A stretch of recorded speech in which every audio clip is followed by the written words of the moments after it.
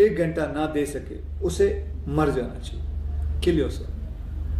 India के fitness के face और बॉलीवुड के fittest superstar Akshay Kumar 52 years के हैं, पर अपनी आधी एज वालों से भी ज्यादा एक्टिव हैं। आज अपन डिटेल में उन्हीं के ही बेस्ट फिटनेस टिप्स डिस्कस करेंगे जो आपको रोज कंपल्सरीली फॉलो करने चाहिए। और वीडियो के एंड की बोनस टिप में उनकी तरफ से आपके लिए एक बेस्ट लाइफ एडवाइस भी रखी है। तो वीडियो एंड तक देखना और चैनल को सब्सक्राइब करके बेल आइकन दबा देना ताकि आपसे कोई वीडियो मिस ना हो।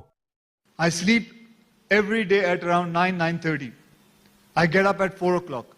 दुनिया में मतलब मैं आपको बताऊं, एक बात बताना चाहता हूं कि मैंने ऐसा दिन कोई नहीं हुआ है मेरी जब से मैं पैदा हुआ हूं तब से आज तक कि ऐसा दिन कभी नहीं गया कि मैंने उगता सूरज नहीं देखा। साइंस भी हेविली इस बात को सपोर्ट करती है कि जल्दी सोने से और जल्दी उठने से काफी हेल्थ बेनिफिट्स होते हैं। अब जैसे जल्दी टाइम से सोने से आपकी मेमोरी काफी इंप्रूव होती है, आपके हार्मोनल लेवल बैलेंस रहते हैं, डिजीजेस होने की आपकी रिस्क कम हो जाती है और पूरे 8 घंटे की साउंड स्लीप लेते हैं तो काफी एनर्जेटिक भी फील होता है। सिमिलरली जल्दी उठ के दिन स्टार्ट करने से आपको प्रोडक्टिविटी करने के लिए एक्स्ट्रा टाइम मिलता है। आप उस एक्स्ट्रा टाइम में अपनी पढ़ाई कर सकते हो, वर्कआउट कर सकते हो, कोई भी प्रोडक्टिव काम कर सकते हो। और जब आप सुबह उठ के सन का एक्सपोजर लेते हो तो उसमें जो विटामिन डी होता है वो अपने बोन्स की हेल्थ और ग्रोथ के लिए बेनिफिशियल होता है।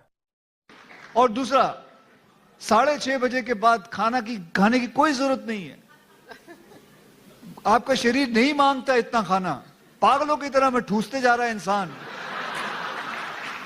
आयुर्वेदा में भी ये मेंशन्ड है कि अपने को सनसेट के बाद खाना नहीं खाना चाहिए। सनसेट से पहले खाना खाते हैं तो अपने पेट की जो डाइजेस्टिव फायर होती है वो लिट अप होती है, उसकी वजह से डाइजेशन अच्छा होता है एज कम्पेयर टू जब अपन खाना सनसेट के बाद खाते हैं। और इसकी वजह से और एडिशनल एडवांटेजेस जैसे कि इंटरमिटेंट फास्टिंग हो जाती है, डाइजेशन काफी इंप्रूव हो जाता है और खाने और सोने से पहले 3-4 घंटे का गैप रहता है, उसकी वजह से नींद अच्छी आती है। आजकल की कॉमन प्रॉब्लम्स जैसे इंडाइजेशन, ब्लोटिंग, डिस्टर्ब्ड स्लीप, ये सब भी उसी लेट नाइट खाने की वजह से है जो अंदर टॉक्सिकेटेड हो गया है। पर अगर जल्दी डिनर करने के बाद आपको वापस भूख लग जाए, उस केस में अक्षय सर का एग्जैक्टली ये कहना है कि आप एग व्हाइट, कैरेट, मूली, सैलेड, सूप ये कंज्यूम कर सकते हैं। और अक्षय सर ने एक इंटरव्यू में ये भी कहा था कि 6:30 बजे खाना खाने वाला स्टेप बहुत हार्ड है, पर आप सिर्फ 7 दिन ये करके देखो, उसके बाद इजी हो जाएगा मामला। 6:30 मतलब सूरज ढलने के बाद, उसके बाद कोई जरूरत नहीं है। 1 घंटा दो अपने शरीर को, 6:30 बजे के बाद खाना बंद कर दो, देखो आपकी सेहत कहां से कहां पहुंच जाएगी। हमारे यहां मैं देखता हूं कि कितने लोगों को पेट की प्रॉब्लम है, मोटापा है।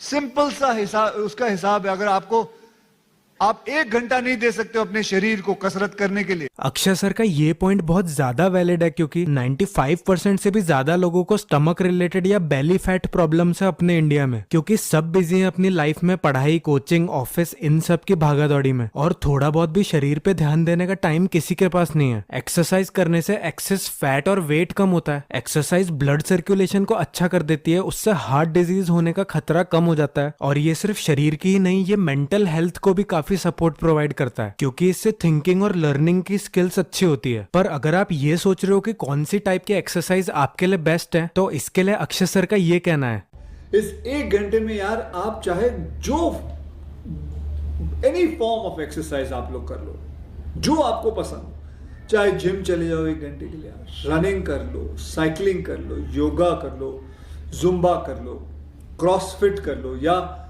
Something like as simple as walking कर लो। कुछ भी करो यार, लेकिन करो। अगर कुछ नहीं करोगे तो मरोगे। मीठा और नमक कम करो, अगर कम नहीं कर सकते तो आधा करो, 1 चम्मच की बजाय आधा।